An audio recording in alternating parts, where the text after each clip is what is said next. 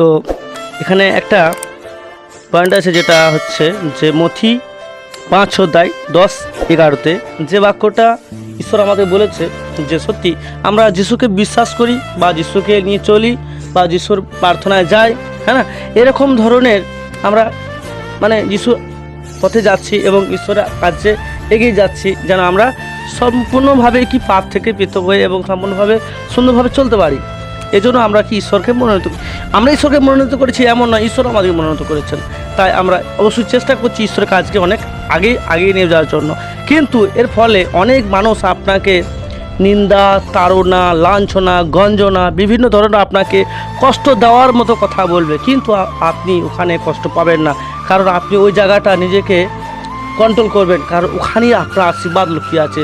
যখন আপনাকে লোক মুসলিম বলবে, যখন আপনাকে লোক খ্রিস্টান বলবে, যখন আপনাকে নিন্দা করবে, যখন আপনাকে অবহেলা করবে, যখন আপনাকে লোক অপহাস্য করবে, আপনি তখন আশীর্বাদ পাবেন ঈশ্বরের কাছ থেকে।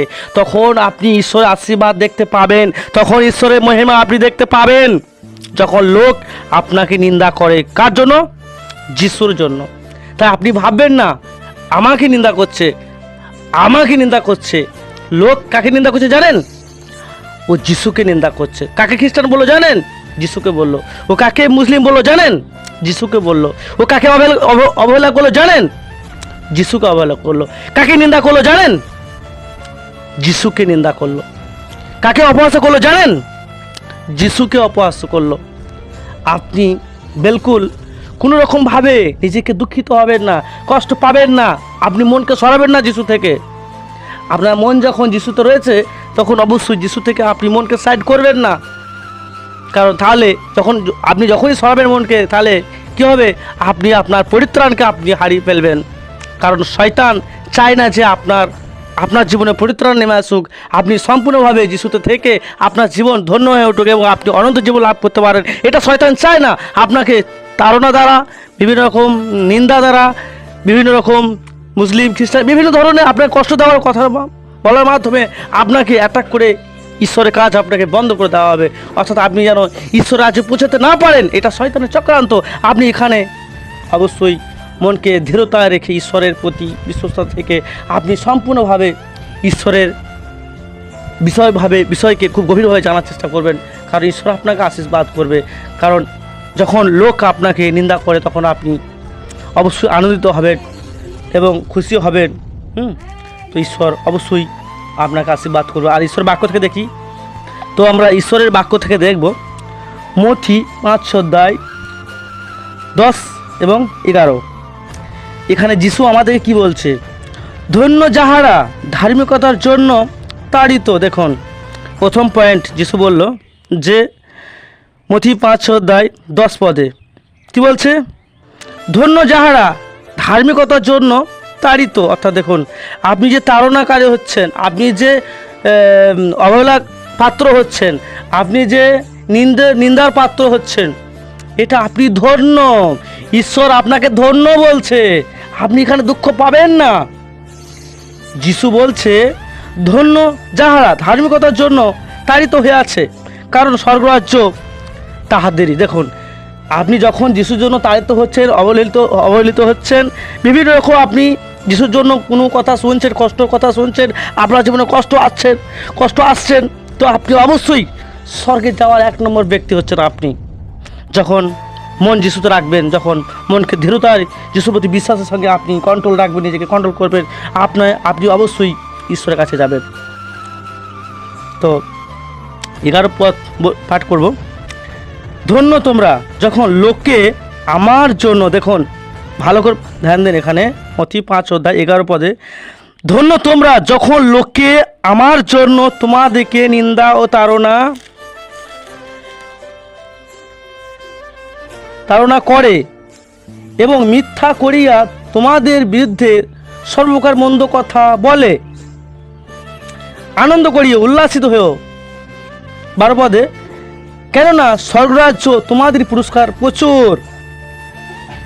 সত্যি বাস্তবিক এই বাক্যটা দেখলে অবাক লাগে। সত্যি মানে আমরা যে সত্যি করি যে তাড়না, আমাদের আশীর্বাদ ওখানে লুকিয়ে আছে।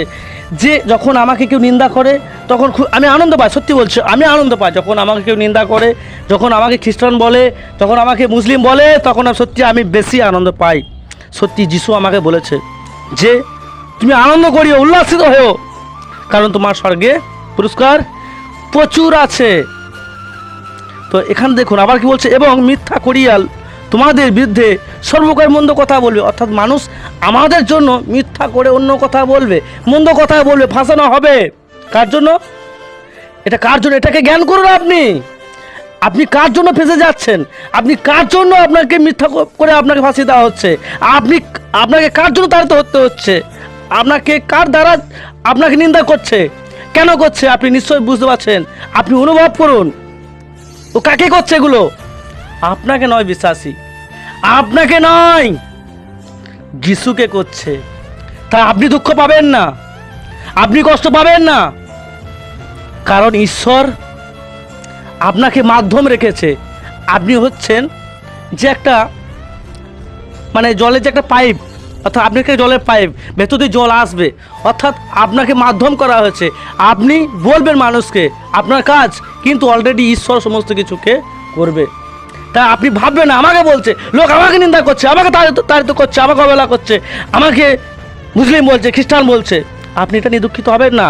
আপনি যদি না জানেন তাহলে মথি 5 অধ্যায় 12 পদে যান, এখানে ঈশ্বর কি বলছে দেখুন, আনন্দ করিয়ে উল্লাসিত হও, কেননা স্বর্গে তোমাদের পুরস্কার প্রচুর।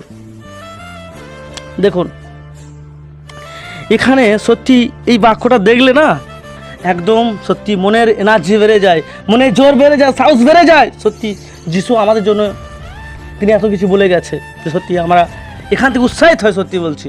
তো আপনি অবশ্যই আনন্দিত হবেন যখন এই বাক্যকে আপনি বুঝবেন। সত্যি যারা যিশুকে জানেন বা জানেন না, বা একটু একটু জেনেছেন বা আসার চেষ্টা করছেন, আসতে পারছেন না, তো সত্যি এই বাক্য তাহাদের জন্য বেশি যাহাদেরকে নিন্দা করা হয়, যাহাদেরকে তাড়না করা হয়, যাদেরকে দুঃখিত করা হয় যিশুর জন্য, এটা তাদের জন্য অবশ্যই সেই ব্যক্তি এই বাক্য তাদের জীবনে ঈশ্বর কাজ করবে। তো অবশ্যই এই বাক্যের দ্বারা প্রত্যেককে ঈশ্বর আশীর্বাদ করুক। অবশ্যই মনোযোগ সহকারে এই বাক্যটা শুনবেন এবং বুঝবেন, ঈশ্বর আপনাকে এই বাক্যের দ্বারা আশীর্বাদ করবে।